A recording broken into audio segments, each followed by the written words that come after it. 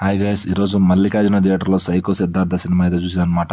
So నందు గారు దాదాపు 17-18 ఏళ్ళుగా యాక్టర్గా ట్రై చేస్తూ ఇన్నాళ్ళకైతే బ్రేక్ తీసుకున్న సినిమా.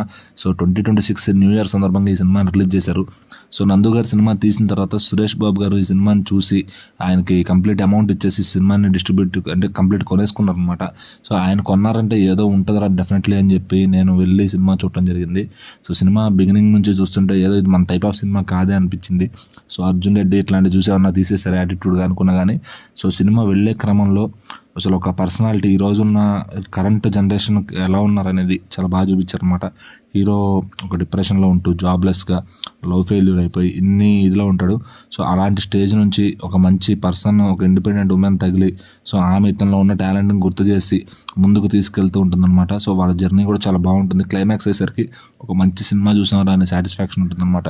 సో ఇట్లాంటి సినిమాలు ఈ జనరేషన్ వాళ్ళని చూసి అర్థం చేసుకుని, సో డైరెక్టర్ గారు మేకింగ్ కూడా చాలా బాగా చేశారు. ఎడిటింగ్ అయితే సూపర్గా ఉందన్నమాట. సో మ్యూజిక్ కూడా చాలా బాగుంది. సో ఓవరాల్గా ఈ సినిమాని ఒక మంచి ఎంటర్టైన్మెంట్ కోసం చూడాలనుకుంటే కనుక సో థియేటర్లో ఉన్నంతసేపే చూసేయచ్చు. మళ్ళీ నెక్స్ట్ వీక్ తర్వాత ఉంటుందో ఉండదో తెలియదు, కానీ మళ్ళీ ఓటీటీకి వచ్చినాక అరే చూడలేకపోయామని అయితే ఖచ్చితంగా బాధపడతారు. సో సైకో సిద్ధార్థ్ అయితే చాలా బాగుంది.